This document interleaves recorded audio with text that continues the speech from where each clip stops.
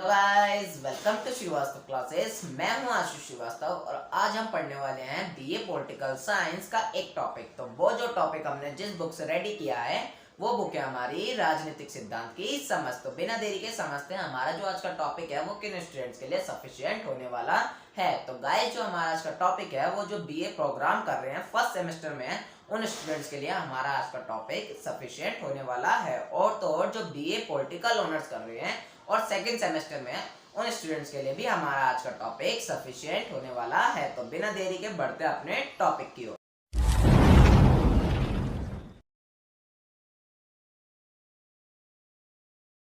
तो टॉपिक है हमारा आज का स्वतंत्रता सकारात्मक एवं नकारात्मक, और चैप्टर नंबर हमारा फर्स्ट। तो गाइस, ये जो हमारा चैप्टर है ये सेकंड सेमेस्टर का है और इस चैप्टर के ऊपर ये हमारा फर्स्ट पार्ट है, यानी कि हम इस चैप्टर को और भी वीडियोस में या पार्ट्स में कवर कराने वाले हैं। तो बिना देरी के बढ़ते हैं अपने पॉइंट्स की ओर। तो पॉइंट्स क्या कहते हैं हमारे, आइए समझते हैं।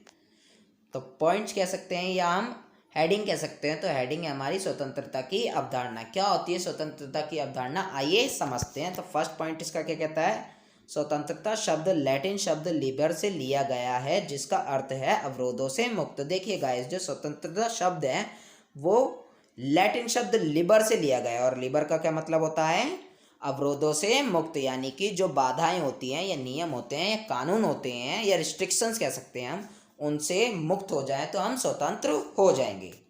अब बढ़ते हैं अपने नेक्स्ट पॉइंट की ओर। तो नेक्स्ट पॉइंट हमारा क्या कहता है, स्वतंत्रता का अर्थ गैर हस्तक्षेप भी है। देखिए यहाँ पे स्वतंत्रता का एक और मतलब निकल कर आया है कि स्वतंत्रता का अर्थ गैर हस्तक्षेप भी है। मतलब कि हमारी लाइफ में या हमारे कामों में या हमारी किसी भी एक्टिविटी में किसी दूसरे का हाथ ना होना, उसे हम स्वतंत्रता कहेंगे। तो पढ़ते हैं आगे और क्या कहता है हमारा पॉइंट, जिससे हम कह सकते हैं कि स्वतंत्रता को लेकर लोगों की अलग अलग अवधारणाएं हैं। देखिए, इस चीज़ से हम कह सकते हैं कि लोग अलग अलग सोचते हैं स्वतंत्रता के बारे में। अवधारणाएं मतलब सोच कह सकते हैं हम। तो बढ़ते हैं, आइए पढ़ते हैं नेक्स्ट पॉइंट। नेक्स्ट पॉइंट हमारा क्या कहते हैं, होब के अनुसार। देखिए, होब एक विद्वान है। विद्वान कौन होते हैं, जो बहुत पढ़े लिखे लोग होते हैं उन्हें हम विद्वान कहते हैं। तो होब एक विद्वान है। उनके अनुसार स्वतंत्रता की अवधारणा देखते हैं, मतलब सोच देखते हैं, वो स्वतंत्रता को क्या मानते हैं। तो होब के अनुसार बाहरी बाधाओं की अनुपस्थिति। देखिए, जो होब है वो कहते हैं जो बाहरी बाधाएं होती हैं वो ना हो तो हम स्वतंत्र होंगे। अब बढ़ते हैं अपने नेक्स्ट पॉइंट की ओर। नेक्स्ट पॉइंट में हेगल के अनुसार, हेगल भी एक विद्वान है, पढ़ते स्वतंत्रता क्या होती है। स्वतंत्रता कानून का पालन होती है। तो होब जो कहते थे वो कहते थे कि भारी बाधाओं की अनुपस्थिति हो, और हेगल क्या कहते हैं, अगर हम कानून का पालन करेंगे तो हम स्वतंत्र हो जाएंगे। अब बढ़ते हैं अपने नेक्स्ट पॉइंट की ओर। नेक्स्ट पॉइंट हमारा क्या कहता है, जेएस मिल के अनुसार स्वतंत्रता एकमात्र साधन है जिसके माध्यम से व्यक्ति अपने भले के लिए अपने तरीके से कुछ कर सकता है। देखिए, जेएस मिल क्या कहते हैं स्वतंत्रता को लेकर, वो कहते हैं कि स्वतंत्रता एक साधन है जिससे व्यक्ति अपनी भलाई कर सकता है और वो भी अपने तरीके से। तो गाइस, मैं उम्मीद करता हूँ कि आपको स्वतंत्रता का अर्थ बिल्कुल अच्छे से समझ में आ चुका होगा। अब बढ़ते हैं अपने नेक्स्ट पॉइंट या नेक्स्ट हेडिंग कह सकते हैं हम, वो है स्वतंत्रता और लाइसेंस। क्या होता है स्वतंत्रता और लाइसेंस, आइए समझने की कोशिश करते हैं। तो फर्स्ट पॉइंट हमारा इसका क्या कहता है, जब स्वतंत्रता का अर्थ प्रतिबंधों को हटाना है तो ऐसे में अन्य लोगों के हित की अवहेलना हो सकती है। देखिए, जब स्वतंत्रता का अर्थ प्रतिबंधों को मतलब नियमों, जो कानून है, इनको हटाना है, तो ऐसे में जो दूसरे लोग हैं उनके जो फायदे हैं, जो उनके हित कह सकते हैं, या उनका क्या हो सकते हैं, अवहेलना हो सकती है। अवहेलना हम कह सकते हैं उनके साथ बुरा हो सकता है। तो बढ़ते हैं अपने नेक्स्ट पॉइंट की ओर। नेक्स्ट पॉइंट हमारा क्या कहता है, ऐसी स्थिति में मजबूत लोग कमज़ोर लोगों का दमन करने में स्वतंत्र होंगे। देखिए, जब ऐसी स्थिति आ जाएगी कि प्रतिबंध हट जाएंगे तो क्या होगा, जो मजबूत लोग होंगे, मजबूत मतलब पैसे वाले लोग जो होंगे, वो कमज़ोर मतलब गरीब लोगों का दमन करेंगे, मतलब उनके साथ बुरा करने में स्वतंत्र होंगे। तो बढ़ते हैं अपने नेक्स्ट पॉइंट की ओर। नेक्स्ट पॉइंट हमारा क्या कहता है, बड़ी मछली छोटी मछली को निगलने के लिए स्वतंत्र होगी। देखिए जो बड़ी मछली है वो छोटी मछली को निगलने में स्वतंत्र होगी अगर कोई नियम कायदे कानून ना हो। तो ये हमारा एक एग्जाम्पल कह सकते हैं जो हमने लिया है। अब बढ़ते अपने नेक्स्ट पॉइंट की ओर। नेक्स्ट पॉइंट क्या कह रहा है, इन्हीं कारणों से स्वतंत्रता लाइसेंस में परिवर्तित हो जाती है। देखिए जो एक कारण है ऊपर इतनी सारी जो दो बुराइयां बताई हैं हमने एग्जाम्पल के थ्रू, इन कारणों से स्वतंत्रता जो है वो लाइसेंस में परिवर्तित हो जाती है, मतलब लाइसेंस में बदल जाती है। लाइसेंस मतलब हम कह सकते हैं कायदे कानून या नियम में बदल जाती है। तो पढ़ते हैं अपने नेक्स्ट पॉइंट की ओर। नेक्स्ट पॉइंट हमारा क्या कहता है, हर कीमत पर स्वतंत्रता ऐसी होनी चाहिए कि कोई भी व्यक्ति दूसरे की आज़ादी को ख़त्म करने के लिए अपनी आज़ादी का प्रयोग न करे। देखिए हर कीमत पर जो स्वतंत्रता है वो कैसी होनी चाहिए कि कोई भी जो व्यक्ति हो, चाहे वो कितना भी अमीर हो या कितना भी गरीब हो या कितना भी पावर वाला हो, तो वो अपनी आज़ादी के लिए दूसरों की आज़ादी ख़त्म ना करे या दूसरों की आज़ादी ख़त्म करने के लिए अपना आज़ादी का प्रयोग ना करे।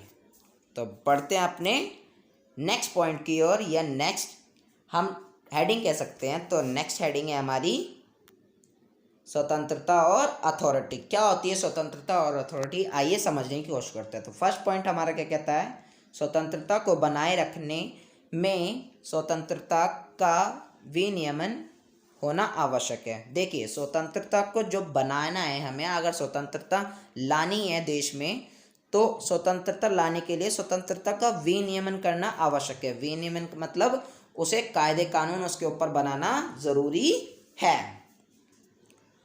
अब बढ़ते हैं आगे नेक्स्ट पॉइंट पे। नेक्स्ट पॉइंट हमारा क्या कहता है, विनियमन कानून निर्माण के माध्यम से ही हो सकता है। देखिए विनियमन कैसे होता है, कानून बनाएंगे तभी हम विनियमन कर पाएंगे, मतलब कि नियंत्रित कर पाएंगे। तो बढ़ते हैं अपने नेक्स्ट पॉइंट की ओर। नेक्स्ट पॉइंट हमारा क्या कहता है, विनियमन स्वतंत्रता का दृष्टिकोण स्वतंत्रता को पतला व खारिज नहीं करता। मतलब कि जो विनियमन स्वतंत्रता है, मतलब नियंत्रित जो स्वतंत्रता हो जाएगी कानून बना के, उससे क्या होगा, स्वतंत्रता पतली नहीं होगी या खारिज नहीं होगी। मतलब हम सीधे सीधे कहें तो स्वतंत्रता कम नहीं होगी किसी की भी, क्योंकि कानून सबके ऊपर ही लागू होंगे।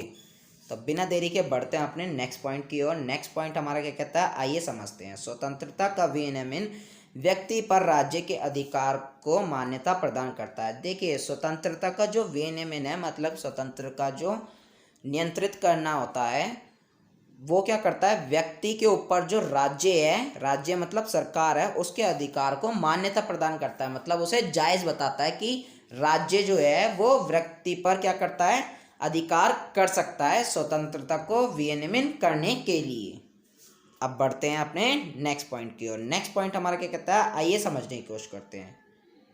कुछ विचारक जैसे J.S. मिल और जॉन लॉक का मानना है कि राज्य को सीमित किया जाना चाहिए ताकि स्वतंत्रता के लिए अधिक से अधिक स्थान छोड़े जा सके। देखिए कुछ विचारक है जैसे कि J.S. मिल और जॉन लॉक, वो क्या कहते हैं कि जो राज्य है, राज्य मतलब जो सरकार है, उसे सीमित होना चाहिए, मतलब कि उसके पास ज़्यादा शक्ति नहीं होना चाहिए। क्यों, क्योंकि स्वतंत्रता के लिए अधिक से अधिक स्थान बचे रहेंगे। अब राज्य जो है वो सीमित हो जाएगी, उसके पास ज़्यादा शक्ति नहीं होगी, तो वो ज़्यादा कानूनी नहीं बना पाएगी, और ज़्यादा कानूनी बनेंगे तो ज़्यादा स्वतंत्रता बनी रहेगी। ऐसे कौन कहते हैं, J.S. मिल और जॉन लॉक कहते हैं। तो बढ़ते हैं अपने नेक्स्ट पॉइंट की ओर। नेक्स्ट पॉइंट हमारा क्या कह रहा है, आइए समझते हैं। एक राज्य के पास असीमित शक्तियां हो सकती हैं। उदाहरण के लिए ब्रिटिश संसद को सर्वशक्तिमान माना जाता है, लेकिन वास्तविक दुनिया में कोई भी राज्य असीमित शक्तियों का प्रयोग नहीं कर सकता। देखिए गाइज, ये पॉइंट हमारा क्या कहता है, राज्य मतलब जो सरकार है उसके पास बहुत सारी शक्तियां हो सकती हैं, मतलब कि अनगिनत शक्तियां हो सकती हैं। जैसे कि उदाहरण दिया है, ब्रिटिश जो संसद है या ब्रिटिश की जो सरकार है वो सर्वशक्तिमान है, मतलब कि उसके पास बहुत सारी शक्तियां हैं। लेकिन असली जो दुनिया होती है, वास्तविक जो दुनिया होती है, सच में क्या होता है उसमें कि जो राज्य है वो असीमित शक्तियों का प्रयोग नहीं कर सकता। जो बहुत सारी शक्तियां उनका प्रयोग नहीं कर सकता या उनका प्रयोग अंधाधुंध नहीं कर सकता। अगर करेगा तो किसी की भी स्वतंत्रता नहीं बनी रहेगी। इसलिए राज्य का निर्माण भी हुआ ताकि स्वतंत्रता को कुछ नियम कायदे कानून बना के रख सके ताकि एक व्यक्ति दूसरे व्यक्ति की स्वतंत्रता को खराब ना करे। तो गाइज हमारा जो आज का टॉपिक है वो यहीं फिनिश होता है और हम नेक्स्ट पार्ट में पढ़ने वाले हैं इस चैप्टर के सकारात्मक स्वतंत्रता और नकारात्मक स्वतंत्रता। बहुत अच्छे से समझने वाले हैं क्या होती है सकारात्मक स्वतंत्रता और नकारात्मक स्वतंत्रता। तो गाइज मैं उम्मीद करता हूँ कि आपको ये टॉपिक बहुत अच्छे से समझ में आ चुका होगा। अगर आपके इस टॉपिक से रिलेटेड कोई भी डाउट्स रहते हैं तो प्लीज़ आप नीचे कमेंट बॉक्स में कमेंट कीजिए। मैं आपकी कमेंट के बेस पे आपको ये टॉपिक और अच्छे से समझाने की कोशिश करूँगा। और अगर आपको इस टॉपिक की PDF चाहिए तो प्लीज़ आप नीचे डिस्क्रिप्शन में जाइए, वहाँ पर हमने एक लिंक दिया है, उस लिंक पर क्लिक करके आप इस टॉपिक की PDF डाउनलोड कर सकते हैं। और तो और गाइज अब आप हमें इंस्टाग्राम और फेसबुक जैसी साइट्स पे भी फॉलो करके हमसे पर्सनली क्वेश्चंस कर सकते हैं। तो मिलते हैं गाइज अपने नेक्स्ट वीडियो में नेक्स्ट टॉपिक के साथ। तब तक के लिए थैंक्स फॉर वॉचिंग। जय हिंद, जय भारत। पसंद आए तो लाइक करिए, सब्सक्राइब करिए और शेयर तो जरूर करिए।